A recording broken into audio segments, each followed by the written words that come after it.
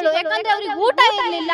ಆವಾಗ ಅಲ್ಲಿನ ನಮ್ಮ ಇಸ್ಕಾನ್ ಟೆಂಪಲ್ ಲಕ್ಷಾಂತರ ಅಲ್ಲಿನ ಮುಸಲ್ಮಾನರಿಗೆ ಊಟ ಕೊಟ್ಟಿತು. ಹಿಂದೂ ಹೆಣ್ಣು ಮಕ್ಕಳನ್ನ ಅವರ ತಂದೆ ತಾಯಿಯ ಮುಂದೆನೇ ಹೇಳ್ಕೊಂಡು ಹೋಗಿ ಅತ್ಯಾಚಾರ ಮಾಡ್ತಾ ಇದ್ದಾರೆ. ಎಂತಹ ಕ್ರೂರ ಕೃತ್ಯವನ್ನು ನಾವು ನೋಡ್ತಾ ಇದ್ದೇವೆ.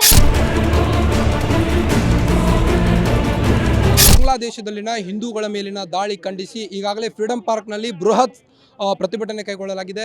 ಈ ಒಂದು ಪ್ರತಿಭಟನೆಯಲ್ಲಿ ಸಾಕಷ್ಟು ಹಿಂದೂ ಕಾರ್ಯಕರ್ತರು ಇಲ್ಲಿ ನೆರವೇರಿದ್ದಾರೆ. ಈಗ ನಮ್ಮ ಜೊತೆಗೆ ಇದ್ದಾರೆ ಭವ್ಯಗೌಡ ಮೇಡಮ್. ಇವರೇನು ಮಾತಾಡ್ತಾರೆ ಅನ್ನೋದು ಕೇಳ್ಕೊಂಬರೋಣ ಬನ್ನಿ ಮೇಡಮ್. ನೋಡಿ, ಬಾಂಗ್ಲಾದೇಶದಲ್ಲಿ ಆಗ್ತಾ ಇರುವಂತಹ ಹಿಂದೂಗಳ ಮೇಲೆ ಅತ್ಯಾಚಾರ ಇದೆ ಅಲ್ಲ, ಅತ್ಯಂತ ಖಂಡನೀಯ. ಅವರು ಮನುಷ್ಯರ ಅಂತ ಅನ್ನಿಸ್ತದೆ. ಅವರಿಗೆ ಒಂದು ಕಾಲದಲ್ಲಿ ಕೊರೋನಾ ಕಾಲದಲ್ಲಿ ಅವರಿಗೆ ಊಟಕ್ಕೆ ಗತಿ ಇರಲಿಲ್ಲ. ಅವರಿಗೆ ಊಟ ಏನು, ನಮ್ಮದ್ರಲ್ಲಿ ಒಂದು ಗಾದೆ ಇದೆ, ಅನ್ನ ಕೊಟ್ಟವರಿಗೆ ಕನ್ನ ಹಾಕೋದು ಅಂತ.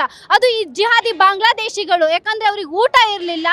ಆವಾಗ ಅಲ್ಲಿನ ನಮ್ಮ ಇಸ್ಕಾನ್ ಟೆಂಪಲ್ಲು ಲಕ್ಷಾಂತರ ಅಲ್ಲಿನ ಮುಸಲ್ಮಾನರಿಗೆ ಊಟ ಕೊಟ್ಟಿತು.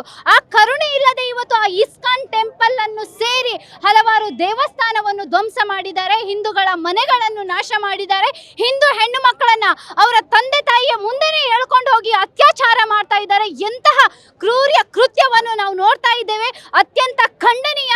ಬಾಂಗ್ಲಾದೇಶಿ ಜಿಹಾದಿಗಳಿಗೆ ಕೂಡಲೇ ವಿಶ್ವಸಂಸ್ಥೆ ಕಠಿಣ ಶಿಕ್ಷೆಯನ್ನು ಕೊಡಬೇಕು. ಹಾಗೇನೆ ಕೇಂದ್ರ ಸರ್ಕಾರ ಮಧ್ಯಸ್ಥಿಕೆ ವಹಿಸಿ ಬಾಂಗ್ಲಾದೇಶದಲ್ಲಿ ನಮ್ಮ ಆರ್ಮಿ ಸಹಾಯದಿಂದ ಅಲ್ಲಿನ ಹಿಂದೂಗಳಿಗೆ ರಕ್ಷಣೆಯನ್ನು ಕೊಡಬೇಕು.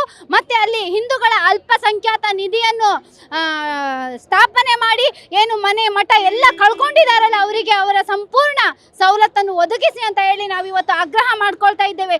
ಇವತ್ತು ಎಷ್ಟೋ ಜನ ಅಲ್ಲಿನ ಹಿಂದೂಗಳು ತಂದೆ ತಾಯಿಯನ್ನು ಕಳ್ಕೊಂಡಿದ್ದಾರೆ, ಮಕ್ಕಳನ್ನು ಕಳ್ಕೊಂಡಿದ್ದಾರೆ.